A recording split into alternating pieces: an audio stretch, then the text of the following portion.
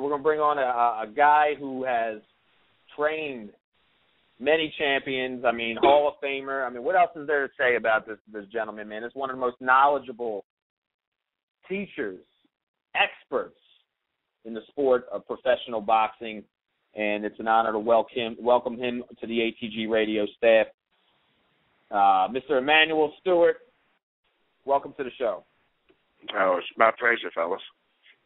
We appreciate your time tonight, and, you know, real quick, we appreciate you participating this evening on the ATG Boxing Trivia Challenge with us.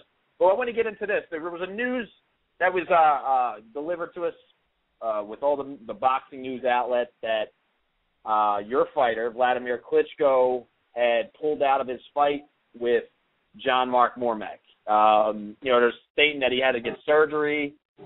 Can you kind of elaborate with us? Can you kind of tell us in a nutshell what's going on? I mean, I'll say it like this real quick. With all due respect to you, I didn't like the Mormack fight to begin with. I know there's not many people out there. Is this a legitimate injury, which some people are saying, or is this just a back out to where we're going to hear next month he's signed to fight David Haye in a rematch, or Eddie Chambers or in a rematch or something like that? That's a good, intelligent question, particularly after what had happened in the Derek Chisora cancellation. No, it was legit. I was actually doing my broadcast on HBO when I saw it on the screen, and afterwards I checked it out. And I flew back to the training camp, at least to the site of the fight, which was in Dusseldorf. And he had been operated on, and in fact, when I was with him Monday, he was still in pretty bad shape. I guess his gall, kidney stones, or whatever the things had passed or whatever, and it was to the point where they actually had to have surgery. He was operated on, and then they had to go back because there was an infection that set in after that even. So I spoke to him this morning. He's recuperating, and he's right now scheduled, or at least trying to arrange the fight, the same fight, which is a fight that I never liked neither, with Mormack. March the 3rd, I think, is the target date. And that's really the reason why I was asking. I mean, you kind of elaborated with the same thing with the Chisora fight. Is this fight going to be, and I'm not saying like this, you know, with all due respect to the business that you're in, Mr. Stewart, with the Klitschkos and everything like that, I am hoping this fight does not get rescheduled. Well, you don't never have to preface any of your statements with me with all due respect. I'm with you, brother. And, I'm not the kind of guy you have to talk to like that. I myself would rather see him fighting someone else. I never liked to fight. It's a fight that's a no-win situation. I mean, even Dan Racy, my friend, told me that, hey, I mean, he's entitled to have these type fights based on the fact that there's no one else to fight. But it's a fight that if he goes over 5 or 6 rounds, I'm going to probably, destroy him in my articles, in the editor. So that's the kind of situation that we're in. And, so it's not a good situation, but it's a bad situation in the entire heavyweight picture. And when they say, okay, well, who do you want us to fight? That's the next file, of course. And I told Adam I did not like the fight. And he says, Emanuel, who do you want to fight? And we mentioned, at least I mentioned a few names. And he says, he didn't want to fight. Povetkin wouldn't fight. Alita said he's not ready. Arreola wouldn't fight, said they want to fight next year. And we went through the list, and I said, well, if that's the case, we just have to fight. They just wait until March. So that was his way of just staying busy. This happens often in the heavyweight pitch if you look at it throughout history. It's very, very frustrating, and particularly this time when there's not even any good challenges even coming up for the most part. So it's a real sad situation in terms of heavyweight boxing right now. Oh, well, you know what, here, I'm going to say it like this. I mean, from my opinion, I am a huge fan of Vladimir Klitschko. I think he's, and well-deserving, one of the best pound-for-pound fighters in the world. I know, a lot of people are like, oh, these Ukrainians, these Russians, they're boring up the sport. I watch every single one of the fights. This is actually one of them I could have done without, but I kind of want to skip over. We actually have later tonight a fighter who you work with as well. The guy in his career is a current IBF super welterweight champion. That's Cornelius K9 Bundridge. I heard some rumblings around who he may be facing: James Kirkland, Paul Williams, Alvarez, Austin. I mean, the list goes down. Is there anything that you know about K9, who will be on the show tonight. Like I said, he'll be participating in the trivia challenge as well tonight. And, one of our favorites on the show, and we just wanted to know, because you do know a lot about him, what's up next for K9? Well, I am extremely, I can't consider disappointed in his situation. We signed a deal with Don King, which we didn't have to, just out of niceness, really, because he was the mandatory. And it was one of the biggest mistakes I've ever made.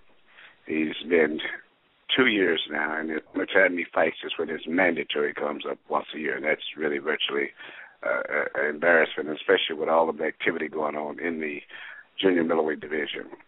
I'm very frustrated. He and I just spoke about an hour ago, and we're meeting tomorrow to start some kind of actions to try to make some changes related to this situation, because it's totally disgusting and embarrassing. And all of the guys out there, we're looking at Kirkland and Paul Williams, we don't care who. He's ready and willing to fight any of these guys, but evidently there are some problems from the promotional report.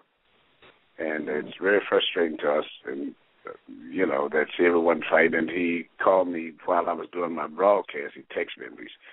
And he was looking at the junior middleweight. He says, all of these guys I've saw, I feel I can meet. And he's very frustrated himself because he hasn't had a chance to fight any of these guys, and it's nowhere near it. And the only time we get a call from Don King is related to, well, when your mandatory comes up, maybe we can fight Latimer or something of that nature, which we're not interested in. But we're very frustrated with the situation. Now, Emmanuel, I actually have a quick question for you. Did you get a chance to check out the Derek Chisora Robert Elenius fight? No, I did not. I was told that it was the same night that I guess we were doing the broadcast, at least I was. And when I got back to the camp with Latimer, one of the guys at the camp, well, everyone that I know that did see it, including Andy Lee, who was with me in New York, could fight. Andy was able to see it. And he said, definitely, Chisora won the fight. And I saw Freddie Roach, I guess, at the fight, too, and he had said that he thought Chisora won the fight. He's good at 10 out of 12. And Chisora's performance was good enough, evidently, where when I was with Vitali also Monday, he said, since Latimer's not fighting until March, when he intended to fight, that he's going to fight now, probably in February. And Chisora is the number one guy that he thinks he would fight. And it's not that Chisora is that great, but the fact that he's lost his last two fights, but it's just how bad the division is, and the fact that most people feel that Chisora won the fight.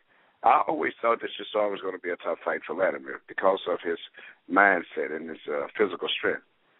Most heavyweights are really not strong guys mentally, as far as I'm concerned. That's why usually whenever you get anyone that's strong mentally, even if they're small, they usually dominate the heavyweights. It goes back from Tyson to Joe Frazier, even Larry Holmes, whoever is the strongest-minded individual uses to stand out heavyweights. I'd heard so much about Helenius, but through one of the fighters I was training about a year ago, who I keep in contact with regularly, probably will end up working with after Latimer, Tyson Fury. Tyson said he had worked out with him in the gym about a year or so ago, a little over. He said that he actually made him quit in the gym. So that meant to me that as much as, everyone is high, including me, on Helenius, when you go down the stretch, a lot of these guys are not that strong on the inside. And I looked at the whole list of Shagayev and the heavyweight division. If you look at all of them, they've either been beaten by Latimer or Vitali, or either they won't fight. And it's really embarrassing.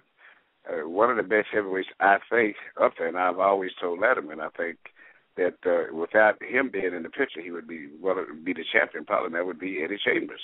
I think Eddie's a very, very good fighter. Very small, but extremely talented and knows how to take away the physical disadvantage he has because of his unbelievable speed and coordination and ability to block and punch short punches with the same hand that he can even block a punch with, which is very unusual. I think one of the best prospects coming up is Deontay Wilder, I guess. Unfortunately, he seems to be content to fight and stay in Alabama, wherever he's at. But I have worked with him in training. I think he has a tremendous amount of talent. I know right now the American thing is starting to build around this Seth Mitchell, I think. But I saw a little bit of him, and I wasn't that super impressed at this stage. But I know he's one of the guys that's coming up and considered being maybe the America's hope or whatever. I know Vitali and Latimer asked you about him. I told him, he's probably about the best, one of the best at least we've got. It's just not that much to choose from. Then Arreola is a possibility maybe with Latimer next year, but it's a real sad situation.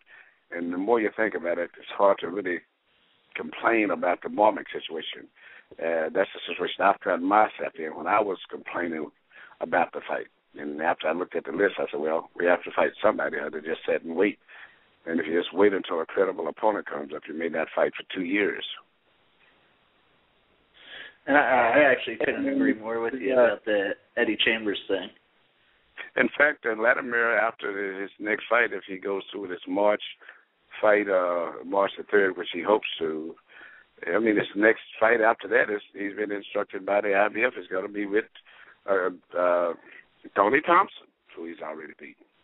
I mean, this is just how the situation is right now. Well, it almost seems like he's going to actually have to be going against guys that he's previously fought before because of the current state of the heavyweight division. And did you get is it possible that we can talk about something else that's more enjoyable than the heavyweight division? Not a problem. It's really bad, and I'm sitting right in the top position working with Latimer and still working with Vitali, even though I don't work his corner. But it's so frustrating to them even that they don't even like to talk about it. I understand. We're going to pass it off to, I believe, Frank. You have Emmanuel's opponent, Jeff Mayweather. Beg your pardon? Yes. Question again. Yes, we have Jeff Mayweather on the line. I'm right here. Brother. Okay, what was the question? Right. What was that question? I can't hear you again. But, no. No, I would want to know if you was ready for your opponent, Jeff Mayweather, for the boxing trivia. Yes, come on with it. I'm quite sure Jeff is more than I am. This is the brainchild of the Mayweather family, the guy that's the educated one. That don't mean I know boxing, though. All right. So Jeff Mayweather is on the line with us right now, right? Yes. All right. We're going to do the introductions real quick, guys, and then I'm going to hand it over to Frank Steyer for the official rules. So we're going to get this started right now. Ladies and gentlemen, we are scheduled for the second bout of the evening. It is scheduled also for 5 rounds of boxing. Hailing from Detroit, Michigan, in the red corner, it is one of the top trainers of the world. It is Emmanuel Stewart.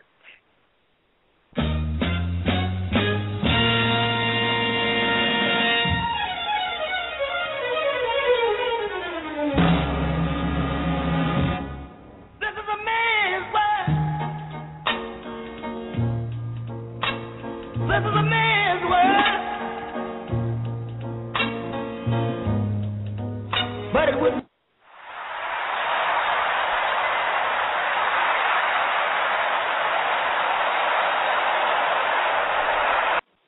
Ladies and gentlemen, in the blue corner, from all the way from Las Vegas, Nevada, it is what Emmanuel Stewart just stated on the radio tonight, the educated top trainer of the world. It is Jazzy Jeff Mayweather.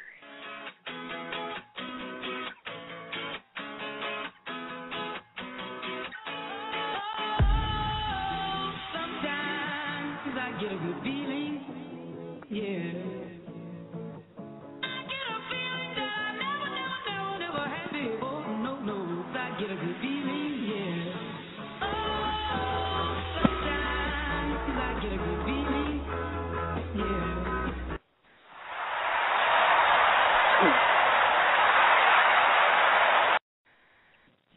And the official timekeeper for tonight's action, it is our very own Tim Cudges. Now we're going to hand it over to y'all's ref of the evening, Frank Stay. He's gonna give you the rules to you, Frank. Hey, you know what? Like I said, it's Box of Royalty on here with Jeff Mayweather and Emanuel Stewart, two of the Midwest's finest. So the guys from Michigan. Just to get it started, gentlemen, 5 trivia questions apiece. In the event, at the end of the 5 questions, if you gentlemen are tied in that event, we go to a 2-question apiece overtime, in which if, again, you guys go to a tie at the end of overtime, it is unfortunately a draw, just like Eddie Chambers and Kevin Newman went to prior to this one. 3 seconds to answer the question after the question has been told. If you need me to repeat the question, just say it, then the 3 seconds will begin. Jeff Mayweather, you are a veteran here. You are currently 3-0, putting on your undefeated record against the great Emanuel Stewart. You get to pick who goes first. Now remember, Jeff, all respect is out the window. We're about to step in the ring and get the boxing knowledge on. Okay, well, I'm going to let Manny go first. Well, first of all, how do you put me with somebody that's 3-0? You're bad matchmaking. Management Bobby Port. I got a little uncomfortable. We started playing that James Brown. It's a man's world. I tried to get the theme songs good. I thought the theme songs would be good. Yeah, I'm just trying to see what does fit in with this situation. It's yours, but I'm trying to see. We try over here. He's experienced, and I'm quite sure, knowing that he did his homework. So go ahead. All right, Emanuel Stewart, your first question. Again, a lot of these questions are randomly selected for you. Hopefully you know it, but I want to know, David Tua fought who in his only world heavyweight title shot? Well, that's not even fair to even ask that question. You want me to just cancel that out? That was in the corner, of course. I know that. That's not fair to Jeff on that. What's the answer? I'm waiting for you to say Vladimir Klitschko. Lennox Lewis. Okay. We got to get started. We're trying to keep everybody sharp with the boxing knowledge, Manny. So we're trying to just, we had Eddie Chambers get ready for a fight. Kevin Newman get ready for a fight. So, Jeff, your next question. You were, I think, if I'm not mistaken, you were in the corner of this fight as well. But I got to know who the guy is. But who was the first fighter to go to distance with your nephew, Floyd Mayweather Jr., in the pros? Yep. 1.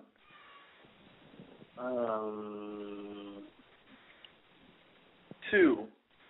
Tony Pettit. I didn't hear that. The answer. What was that again, Jeff? I'm sorry. Tony Pettit. No, unfortunately, that is incorrect. The answer I was looking for was Reggie Sanders. Oh, that's right. That's all right, Jeff. We get you back on there. We got in. Emanuel Stewart has a 1-0 lead going into this. Manny Stewart, I want to know your second question. Michael, second to none, won 2 world titles in what 2 divisions? Well, I know he wasn't a 160-pound title. I think it's some color me.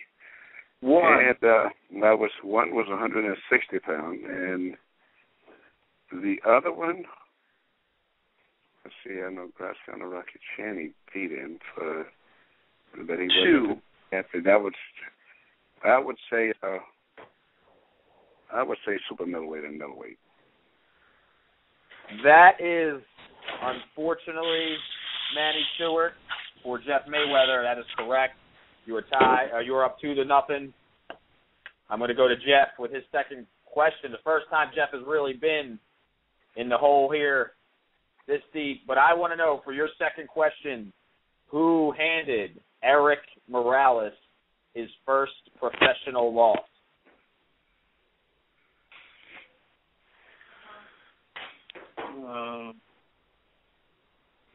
Three seconds. Guerrero? That is correct. Get you up on the board. Still trailing 2-1. Manny, I'm coming over to you for your third question to take an absolute commanding lead. Basically putting Jeff on the hot cooker. Your third question is, who did Ricky Hatton defeat to win the WBA welterweight title? The WBA welterweight title. 1. Oh, where was it? It was in Vegas. Oh, 2. boy. I can't even think of the name of the boy from left-handed guy. Can't think of his name. 3. All right, Manny Stewart. Time is up. The answer I was looking for was Luis Collazo. Yeah, okay. Luis Collazo. Jeff Mayweather, your third question can tie you up with Manny Stewart. And your question is, which 2 fighters did George Foreman defeat to win his 2 world heavyweight titles?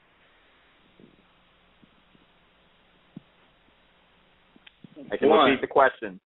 What 2 fighters did George Foreman defeat to win his 2 world titles? 1. That's 1. And Michael Moore. That's 2, and that is 2 correct. For the tie, it is now 2-2. Going into Manny Stewart's 4th question, in which turning out to be a great battle so far, I must add. Emmanuel Stewart, I know it may sound like a gimme, but this is the question that was chosen for you. Who was the first guy to defeat David Haye in the pros? The first guy to beat David Haye. That's just something I should easily. 1. I would have to say Vladimir Klitschko. I wish I could erase that part, but no. Manny Stewart, your last fight with Vladimir Klitschko was not David Haye's first loss. It was Carl Thompson who knocked him out. I thought it was someone else before that. But we appreciate you. I would have never thought of the name in of me here. I'd have even knew his name. Go ahead. Wow, that was a good one. Jeff Mayweather. It's an opponent you faced in your professional career. I want to know against which fighter did Oscar De La Hoya win the WBO middleweight championship? Middleweight? Middleweight, 160 pounds.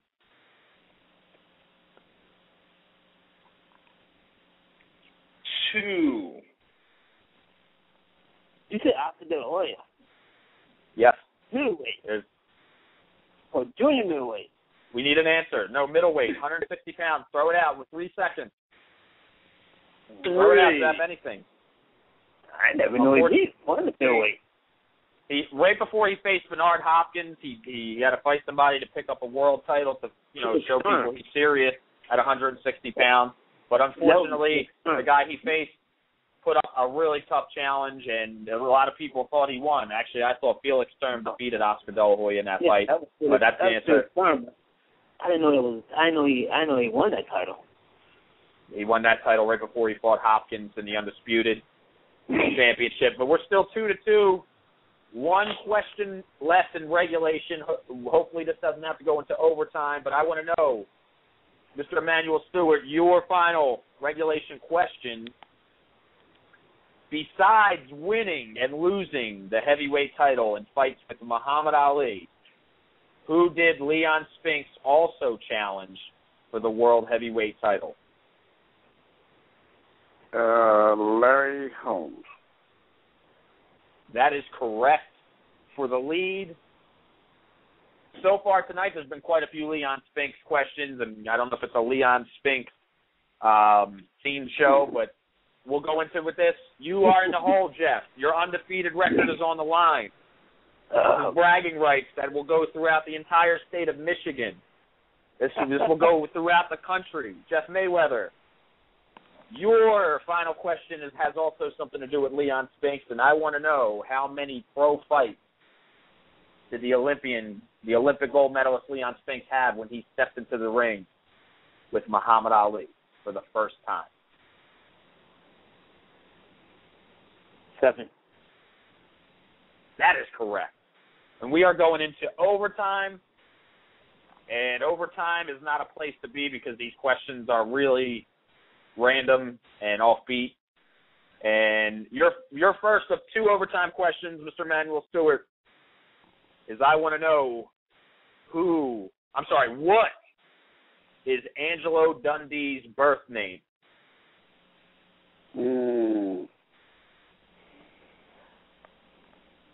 One.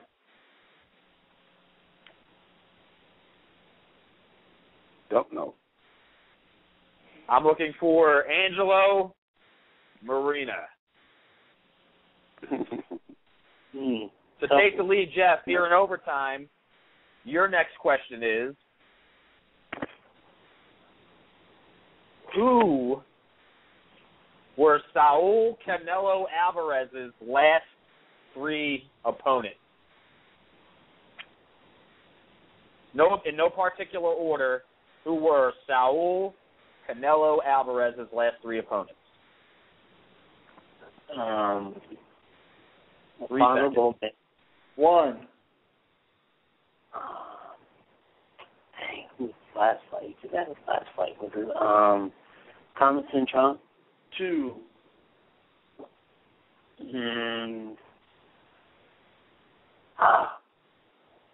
I don't know. 3. We're still tied in overtime, and like I mentioned in the matchup before, and everybody's a winner here because all the listeners are being educated in boxing history, and we do appreciate both world-class trainers, Jeff Mayweather and Emanuel Stewart, participating. And now I'm going to get into the final overtime question. Manny Stewart, this is a do-or-die question. I want to know, who did Paulie Malignaggi defeat to win the IBF light welterweight title?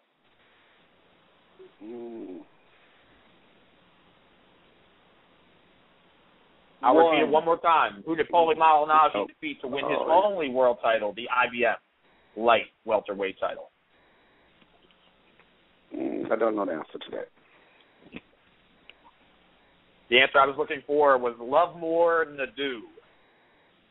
Jeff Mayweather, this is the real do or die. Now, in a perfect world, we go to a draw. But Jeff Mayweather, you have an opportunity here to win, make a comeback, go 4-0, and have bragging rights the next time you guys are opposite corners or meet up sometime in the home state of Michigan or at a press conference, something. But I want to know from you, Jeff Mayweather, what assistant trainer / cornerman did Jamie Foxx portray in the movie Ali? I'll accept a nickname or a full name. Bundini Brown. Wow. That is correct. Andrew Hartley. Ladies and gentlemen, in this 5-bout action tonight, your winner from Las Vegas, Nevada, it is Jazzy Jeff Mayweather. So Jazzy Jeff Mayweather, how do you have any comments about your bout tonight? Well, I mean, it feels great to have a win over a legend. I couldn't beat him with my fighter in the ring, so I guess this is a consolation. You got it in this contest here. So I take this championship. All right, congratulations, Jeff. Any comments about your bout tonight? Okay, you came back strong at the finish.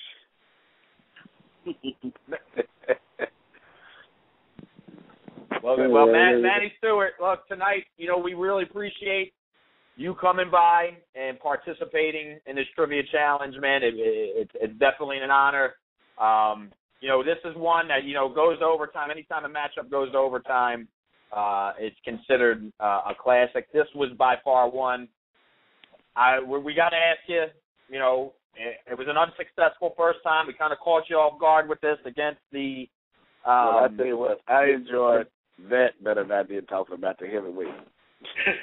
We won't ever bring. Hey, we were just doing it. We were just doing that. Just we feel it's fair and necessary to ask you some questions about that. We will never ever ask you anything about heavyweight or nothing. No, Maybe we'll say it was okay, but it's just real awkward dealing with it.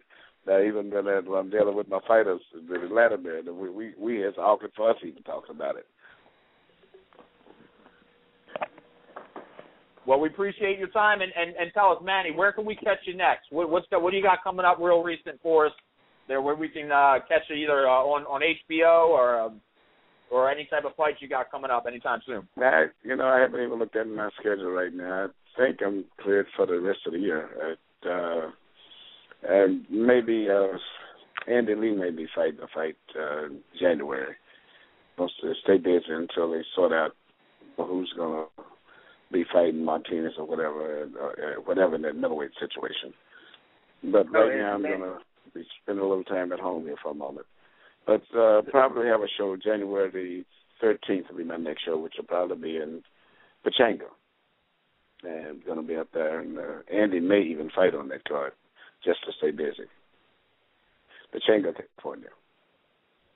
And we're looking Emmanuel, forward to that. Congratulations on the fighter you trained, Tommy Hearns, making it in the Hall of Fame. Congratulations on your excellent training for Tommy. Yeah, it's Tommy. Of all of the champions I worked with, I've had 43 I worked with. He's still my favorite fighter of all of the fighters I worked with. Well, Manny, we appreciate your time tonight, man. We would love to welcome you back the next time we have a Rumble Down and get you in there with a rematch with Jeff once again. This way you'll be more prepared. Okay. We appreciate your time tonight. Nice to have another show, fellas. I enjoyed it. Thank you. God bless you, man. Thank you. Okay. Bye. All right. Hey, Jeff, you had Kevin Newman go toe-to-toe tonight, one of your pupils, with Eddie Chambers, and they went to a draw. I'm proud. But you know what, Jeff? Let me tell you something. You're 4-0. Comeback victory. You were in line for a title shot at the last Rumble Down. Unfortunately, you were unable to make it. Cornelius K9 Bundridge, a person who you faced before, he was screaming for a rematch for you. He has an opportunity to win the title. You are in line to face the winner of Cornelius K9 Bundridge and Rufus Defabel, the Rumble Down 13. We know you'll be there. We know this is why you're here. You put the hard work and training into it. But let's go into the professional boxing side. You are getting ready to embark on a trip to Tokyo, Japan with your world champion fighter, Celestino Caballero. Tell us how it is working right now. How's everything going with you and preparing him for his fight on New Year's Eve? In Japan. I mean, right now, camp is going great. I mean, Celestino is one of those fighters that, as long as he has his legs under him, I'm not worried about him at all. And, he's in the gym. I mean, and when he starts to move, it's like he's dancing. He's like, and that's what I say to him. I say, put on your dancing shoes, and he knows exactly what I'm talking about. And, and he's very, very elusive. I mean, very awkward, throws punches from all kind of crazy angles and stuff that you can't even really prepare a fighter to defend what he throws because, I mean, traditional boxing, you're catching punches that come at you a certain way, but, I mean, you never know what angle or what kind of punch he's going to throw to you. I mean, he may turn left-handed, he might turn right-handed. So, I mean, Celestino, he's very difficult for anyone. We're looking forward to that, Jeff. And we appreciate you coming on to the show tonight. We got Cornelius Bundridge. We got a special attraction on the ropes battle this evening. We're looking forward to that. And Jeff, we're gonna move on to the next bout. Looking forward to the fights and looking forward to seeing you again sometime here in Las Vegas. But Jeff Mayweather, ProBoxing Insider.